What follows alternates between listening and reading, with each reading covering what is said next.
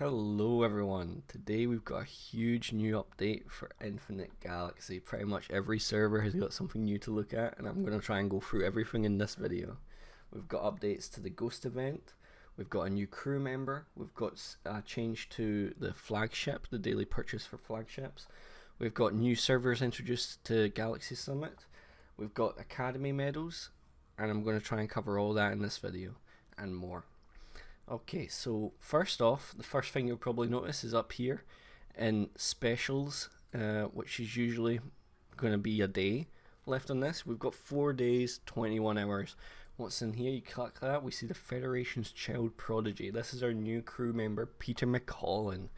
Now, this pack here, I probably would wait from buying this on the first day because people have been reporting this price being completely different for different regions.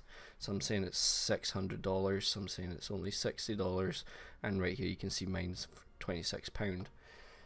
So what does Peter McConnell do? Let's have a look. First off, we've got the fleet leadership limit. That's his first ability for the crew. So that's going to be updating every single fleet that you have. Going to be starting off with only 82, which isn't a lot increase in leadership, but max level, that is definitely a lot to be increasing every single fleet. The second crew ability is a kinetic weapon attack. Now, this is significant, and I'll show you why in just a second. Captain is the same kind of thing, but everything's got an increase as you'd expect, as it usually always is. So you see there it's 16% versus 9.5%. Now this kinetic weapon attack increase, why is this a significant ability to be introduced to the game? Well, as you know, in my flagship video, I rated the Artemis as the best flagship. Now, there was some people commenting saying that the ratio for attack is much greater, so because there's no bonuses for attacks for frigates, frigates fall behind because they have no bonus to attacks, right? They have only shield, armor, and HP.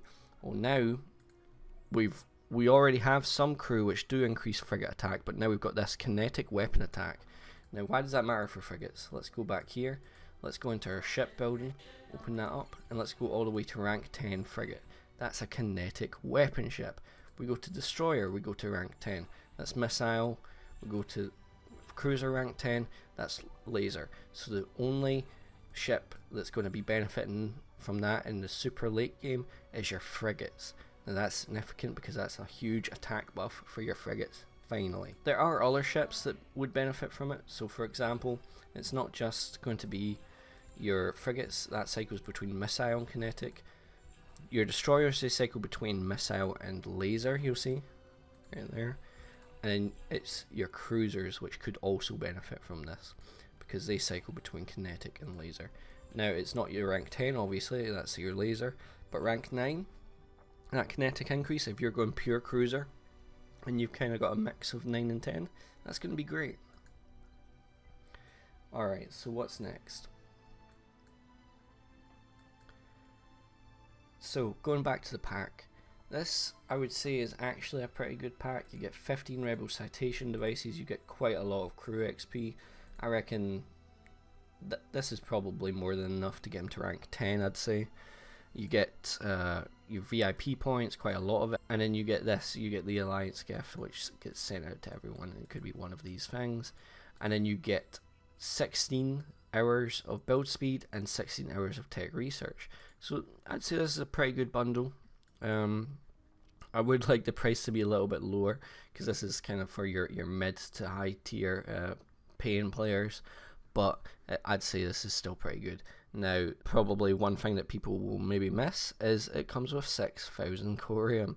So that's obviously very good for the current event that's going alongside it, which is spending corium to get some prizes. So 6,000, that's going to get you all the way up to the rank 3 rewards, which is going to get you 5 of these data cards. So that's pretty good. So that leads us on to the next thing in this update. We've got the Academy medals. Now this is similar to past ones. There's been a bunch of different devices which you get to trade in here for crew members or resources, outfittings, or speed ups. Now there's a few changes here. You'll notice there's 2 legendaries that you can pick from for what you want to upgrade. You can get Mayor or you can get Ding. I've already got my Ding quite high level, so I'm probably going to go for this character here, Molly, who's going to give me build speed. But both of these are excellent crew members, maybe two of the best. Really recommend aiming to get one of these. Now, one thing that I'm quite sad about is it seems like it's harder to get to those medals. Before, I was at least being able to get, I'd say maybe up to 3. Sometimes it was 1 medal per pirate attack, sometimes it was 3, sometimes it was 2. But you'll see here, if I attack, it's definitely going to be 1. Every attack I've had so far, I've only been getting 1 medal back, which is pretty unfortunate. It means that you're probably not going to be able to get the 400 without using some revitalizers or buying the pack. So there you go, I get 1 right there. Every single time I've done this so far, I've done about 20 by now, I've only got 1 from each one, so I'm just going to send my Galler fleet back there. Next up on the agenda, we've got the Ghost Ship event. It's been updated, so let's look at the patch notes for this actually. So we're going to come in here, we're going to go to System, and then we're going to go to Game Update. It says we've optimized the Ghost Ship event, adjusted the original 8 levels to 10 levels, added kill rewards. All commanders who join kill battles will get a reward and points.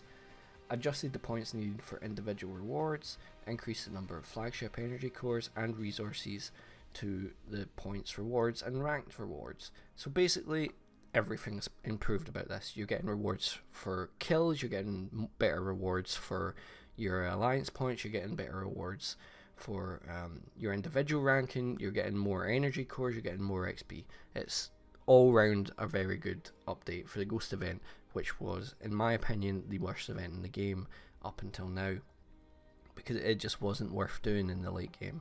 Now I'd say we're probably going to focus on this quite a bit to try and see what good rewards we can get from. So I can't show you what the Ghost event looks like in game because the developers actually disabled it because of a bug, but I'll show you right here. We took a screenshot of it before it was taken down. As you can see, we've got a kind of updated UI here. We've got new event times. I'm pretty sure this is the bug of why they've took it down, because as you can see, the events only go between 3 AM to 9 AM, which just obviously Asia and Europe can't compete in that, and even it's bad times for NA as well. So they've definitely took it down to fix these timings. But you can see here already up in the top right, we've got increased rank rewards. We've got a new UI to go with it, and I'll hopefully be able to show this off a bit more in a future video. So now we're going to go back to the patch notes, and we see the second point. It says it's reduced the number of materials needed to manufacture and upgrade outfittings before level 6, and they've returned the difference to us. This is great. I feel like it costs way too much to upgrade your outfittings. Now it's much more manageable, and the return that you get from your previous investments is a lot. If I look at mine, I'm gonna just have hundreds and hundreds of materials. Yeah, way more than enough, so I can upgrade my stuff a bit more. It means that you can be less sparse with your upgrading, and you can upgrade a lot more ships rather than just the 2 is the only ones I could support with the materials I was making, even with the material workshop. Next item on the patch notes is they've added a comparison display feature for the outfitting on the Flagship UI. I think that's okay. Reduce the number of resources needed to repair flagships. I think that's great. It costs a lot to repair a flagship if your base gets zeroed, especially if you've got the flagship defense on where it uses all your flagships. So this is a good change, I think. It will mean players don't go bankrupt after one attack. Optimize the daily mission system. Nothing much to talk about there. Adjusted the skill effects of Peter McConnell. That's the crew member that we just looked at. They've updated the UI for Galaxy Summit and some other changes at the bottom there. Now, Galaxy Summit, what is that? That is the Alliance versus Alliance event that's cross-server, or you can challenge people on your own server. So what you would do is you open this up. If you're an Alliance leader or a deputy, you can come in here and hit declare war, and then you get a list of alliances that you can declare war on. You want to select the time zone that suits you, and then select which ones that you want to declare war on. Now you see here we've already declared war on 2 alliances, so I can't click this to show you. But you can see here we've declared war on UFO, who's actually part of our own nebula. See 54 versus 54. But then we've also declared war on USC, and that battle takes place on the 16th, compared to this one, which takes place on the 9th. This one on the 16th, you see this is actually server 49, and their battle power is only slightly more than ours, and we come from 54. Now you also notice the truce period. Again, alliance leader or deputy needs to set this, and this is a 12-hour period where you cannot be declared war on. For pretty much every alliance, that's going to be your downtime, your weakest time zone essentially. So because this alliance is a European alliance, we've set this as our truce time, so no one can declare war in here, and instead this is our main time slot for wars. Now when we have done a battle, we would see historical records and rankings. If you click the eye up here, you can see a bunch more information about this if you just scroll in this top part. I'm not going to go through all this, there's going to have to be a dedicated video for it all because it is a lot. There's a lot of information to take in, and for sure I will be maybe even live streaming the first battle we do, which is going to be later on today in about 17 hours after this recording. So I'm going to be recording that and seeing how that goes, and probably upload that to YouTube if it goes well. Okay, what's next in our agenda? It's pretty much the last thing to show off, and it is the flagship switch. So if you come into your specials again, scroll all the way to the bottom, you see here you've got your limited flagship. Now this used to just be the Cyclops for our server. I think it changes per server. I'm not really sure on that, but it used to just be the Cyclops, and you have your first pack, which comes with 3 of these boxes plus this stuff, or your second pack, which costs slightly more, which comes with I think the same things. It doesn't include all of these, it's a possibility to get these, but the extras it comes with is a bit more. So you get an extra 400 corium, you get a better ally gift, and you get a lot more flagship XP. But that's not the new thing. Yes, this UI is new, but the new thing is this thing right here, switch. I can actually now switch this to the Artemis, and I can get the same deal for the Artemis. Now I think this is a fantastic change. It allows a much more diversity in your server. Unfortunately the Hades isn't included for some reason. I would like to see the Hades included because I personally like to go to Hades because everyone else does Cyclops and Artemis. But this at least allows some more diverse fleets in our server. We already were primarily a frigate server, but this purchase was limited to the Cyclops, so you saw a lot of people moving over to cruisers because they couldn't get enough Artemis blueprints. Well, now they can. Obviously this costs money, but I think this is a pretty good deal. You have a chance to, the best case, 150 blueprints, worst case 15, which would be really bad. That's probably about $6, $10. Yeah, pretty good change I think. Another thing to point out from this is you might notice that all your alliances are shielded. That's because there's a problem with the Facebook binding. Anyone that's got Facebook binded got a free shield for a couple hours because there's some login issues there. So don't panic if you see this. It's just some protection from the developers while they sort out that issue.